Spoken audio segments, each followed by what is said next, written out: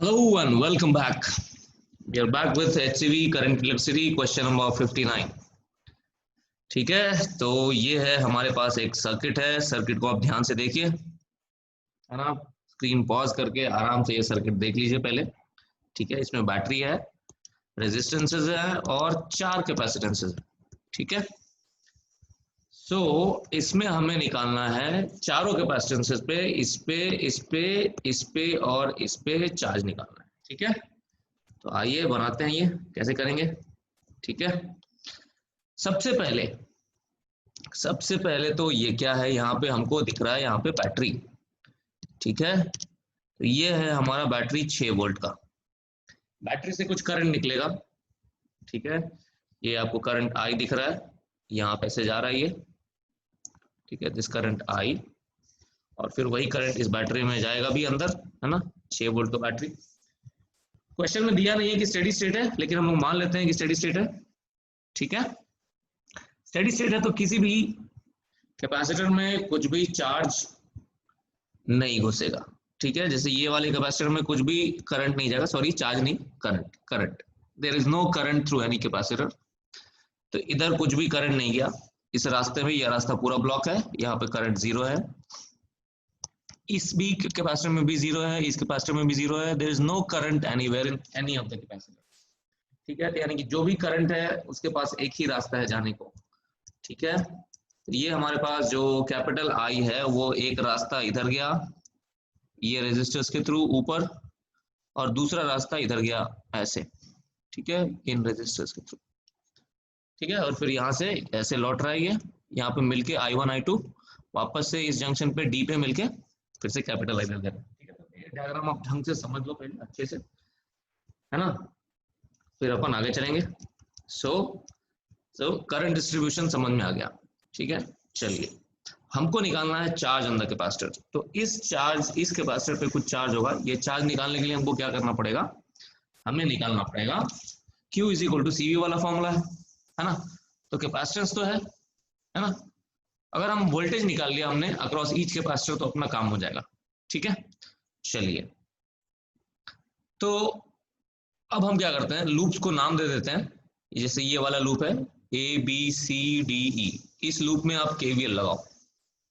ठीक है, ए से स्टार्ट करो और ऐसा चलो क्लॉकवाइज। ठीक है, तो आपको मिल जाएगा KVL से इक्वेशन जो मिलेगी, -I2 ऊपर वाले लूप में ABCDE में -I2 -2I2 +6 is equal to 0। यहां से आपको I2 की वैल्यू मिल जाएगी 2 एम्पियर। ठीक है, ये I2 की वैल्यू यूज करेंगे हम लोग यहां से वोल्टेज निकालने में। तो आप देखो यहाँ पे वोल्टेज अक्रॉस दिस कैपेसिटर, ये जो ऊपर वाला कैपेसिटर है ये 1 माइक्रोफैराड है, क्वेश्चन में दिया हुआ है।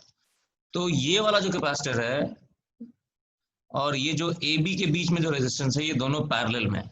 ठीक है, so voltage across the 1 microfarad capacitor is equal to voltage across this 1 ohm resistor, जो कि कितने के बराबर है, I2 into R। R कितना, 1। तो I2 की वैल्यू हमने निकाली थी 2, तो ये हमारे पास आ गया 2 वोल्ट।